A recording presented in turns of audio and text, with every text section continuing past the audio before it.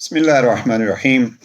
नहजुल बलागा के अहले सुन्नत मुबल्लिग का तज़किरा आज हमें करना है। नहजुल बलागा के मौज़ूआत में से जो मौज़ूआत हम पेश करते रहते हैं उनमें से एक मौज़ू नहजुल बलागा के खादमीन हैं, यानी वो अफराद जिन्होंने गुज़श्ता दौर में नहजुल बलागा की खिदमत की है या इस वक्त नहजुल बलागा की खिदमत कर रहे हैं, वो इदारे व शख्सियात, तो उनका तज़किरा हम करते रहते हैं। आज के तज़किरे में सऊदी अरेबिया के एक मशहूर स्कॉलर जनाब हसन इब्न फरहान अल मालिकी, उनका तज़किरा करना है, और वो इस वक्त नहजुल बलागा के बेहतरीन अंदाज से मुबल्लिग हैं। सऊदी अरब से ताल्लुक़ रखते हैं। 1970 में सऊदीया में इनकी विलादत होती है, रियाज़ और मदीना में इनकी तालीम होती है, और फिर वज़ारत तालीम में कुछ मुद्दत कुछ ड्यूटीज़ अंजाम देते रहते हैं। बाज़ मसाइल की वजह से उनको जेल में भी जाना पड़ा और कई दफ़ा जेल में जाना पड़ा। तो नहजुल बलागा पे उनकी दर्जनों दुरूस नेट पे मौजूद हैं, अगरचे अरबी में हैं, लिहाजा हम उसकी तफसील तो नहीं अर्ज़ करना चाहते कि क्या उन्होंने कहा। खुलासा उसका ये है कि वो कहते हैं कि देखिए, नहजुल बलागा से दूर रख के आप अली अलैहिस्सलाम के इल्मी ख़जाने पे पर्दा डाल रहे हैं। उनके अपने अल्फाज नकल कर दूँ, वो फरमाते हैं कि आप खुद को उस इल्मी ख़जाने से महरूम कर रहे हैं, किसी और को नहीं, खुद को महरूम कर रहे हैं।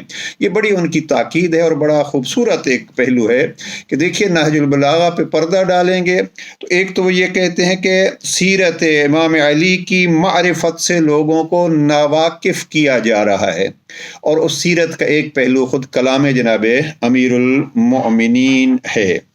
और फिर एक मकाम पर एक वीडियोज़, यानी उनकी वीडियोज़ हैं, वैसे तो उनकी कोई 18 किताबें भी नेट पे मौजूद हैं, लेकिन एक वीडियो में वो ये कहते हैं कि नहजुल बलागा को हम नहजुल बलागा कहते हैं। बलागत की किताब, फसाहत व बलागत नाम सैयद रज़ी ने रखा है, लेकिन हकीकत में ये मुनहसिर नहीं है बलागत में। वो कहते हैं कि इसी में दीनी बासें हैं, इज्तिमाई बासें हैं, अनिल्लाह बासें हैं, अनिन्नबूवत बासें हैं, और हर इल्म इसमें मौजूद है। बल्कि एक जगह पे इन्होंने बड़ा खूबसूरत जुमला कहा, ज़रा ये जुमला अगर ज़हन नशीन हो जाए कि नहजुल बलागा कंजुल मारिफत तौहीदुल्लाह फी नहजुल बलागा। इस मौजू पे उनके दुरूस है। नहजुल बलागा में तौहीद परवरदिगार और नहजुल बलागा कंजुल मारिफा। हमारे बाज़ उर्दू स्पीकिंग स्कॉलर्स ने भी ये जुमला इस्तेमाल किया है कि नहजुल बलागा अहले सुन्नत उलमा में से कि नहजुल बलागा मारिफत की किताब है, माद के पता देने की किताब है, कुरान की तफसीर की किताब है। तो ये भी यही कहते हैं जनाब हसन इब्न फरहान के ये कंजुल मारिफा, मारिफत का ख़जाना है नहजुल बलागा। लिहाजा ये कोशिश करें कि इसको शिया सुन्नी बहसों में उलझा के अपने जवानों को इस ख़जाने से महरूम नहीं करें। एक जगह पे ये कहते हैं कि ये हमारी हदीस की तरह अहले शिया के यहाँ नहजुल बलागा एक हदीस की किताब भी है, और शिया के यहाँ ये महल इजमा है कि ये कलाम अली अमीरुल मोमिनीन है। और शिया के अलावा ख़ुद अहले सुन्नत ने भी इस पे बहुत काम किया, ये उनके अल्फाज हैं।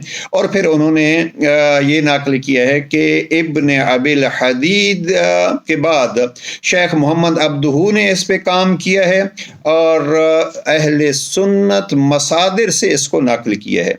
और वो कहते हैं कि जिस तरीके में मिसाल दी है उन्होंने, एक दर्स में वो मिसाल देते हैं कि जैसे हमारे यहाँ ये जनाब अहमद इब्न हम्बल की मुस्नद है, इसी तरीके पे अहले शिया के यहाँ भी नहजुल बलागा है। यानी उनका एक नज़रिया है और ये उनका अपना नज़रिया है, हम उस पर तफसील में नहीं जाते कि नहजुल बलागा को न कुल्ली तौर पर कबूल किया जा सकता है कि जो कुछ नहजुल बलागा में है वो गोया कुरान मजीद की तरह लारैब है। नहीं, ये तो शिया उलमा भी इसमें कहते हैं कि ये कोई इस अंदाज से नहीं। अलबत्ता शिया उलमा का इजमा इस पे, जैसे इन्होंने भी نقل کیا، اجماع ہے کہ اکثر اہل علم شیعہ وہ کہتے ہیں کہ نہج البلاغہ سید رضی نے محنت کر کے پیش کی ہے اور اکثر چیزیں جو ہیں اس کی ہماری کتب میں موجود ہیں۔ تو انہوں نے اس پوائنٹ کو لیا ہے کہ نہج البلاغہ نہ کلی طور پر ہم اس کو رد کر سکتے ہیں، نہ ہی کلی طور پر اس کو ہم قبول کر سکتے ہیں۔ مثال انہوں نے ایک درس میں دی ہے مسند احمد ابن حنبل کی، اور دوسرے درس میں انہوں نے دی ہے خود جیسے ابی داؤد کی مسند یا صحیح ابی داؤد اس کتاب کی جو ہے وہ مثال دی ہے کہ جیسے اس کو آپ کلی طور پر نہیں رد کر سکتے یا کلی طور پر قبول نہیں کر سکتے، بلکہ وہ کہتے ہیں کہ کچھ خطبات جو ہیں وہ آپ اس کو دیکھیں گے، ہر ایک خطبے کو الگ الگ آپ دیکھیں گے کہ یہ خطبہ جو ہے وہ کیسے اس کا معیار ہے۔ پھر وہ ایک جگہ پہ نہج البلاغہ کے بارے میں کہتے ہیں کہ نہج البلاغہ کتاب عقل ہے، اس کو ذرا دیکھیے، کتاب عقل ہے، اور وہ افراد جو سوچ کو عروج پہ پہنچانا چاہتے ہیں ان کے لیے، ان کی عقل کی بہتری کے لیے یہ کتاب مددگار ہوگی۔ ویسے تو قرآن مجید میں بھی آپ دیکھیے کہ بار بار پروردگار تدبر کا، تعقل کا حکم فرماتا ہے، تو نہج البلاغہ انہوں نے کہا کتاب عقل ہے۔ اور ایک پوائنٹ اور گفتگو تمام وہ فرماتے ہیں کہ علی معجزہ نبی ہیں، نبی کی تربیت کا مکمل نمونہ اگر دیکھنا ہے، میں ان کے لفظ دہراتا ہوں، نبی کی تربیت کا نمونہ کامل اگر دیکھنا ہے تو یہ علی کی سیرت اور علی کے اقوال میں نظر آئے گا۔ اور پھر ان کا وہ جملہ میں دہراتا ہوں اور گفتگو ختم کرتے ہیں کہ اگر نہج البلاغہ کو آپ الجھائیں گے، اختلافی بحثوں میں اس کو لے جائیں گے، تو آپ ایک بڑے طبقے کو علمی خزانوں سے محروم کر رہے ہیں۔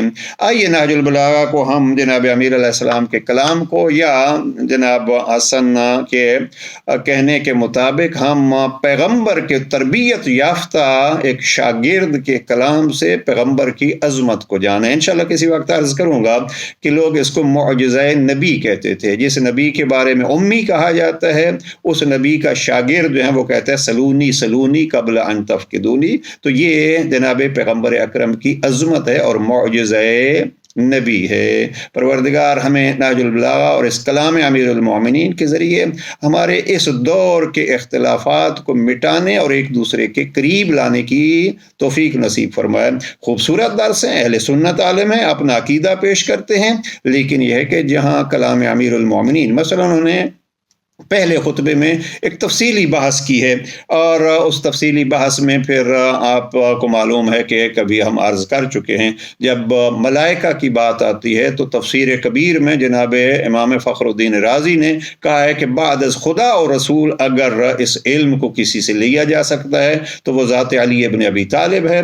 اور یہ سورہ آل عمران کی ایک آیت ملائکہ کے بحث میں انہوں نے اس پہلے خطبے کا حوالہ دیا ہے۔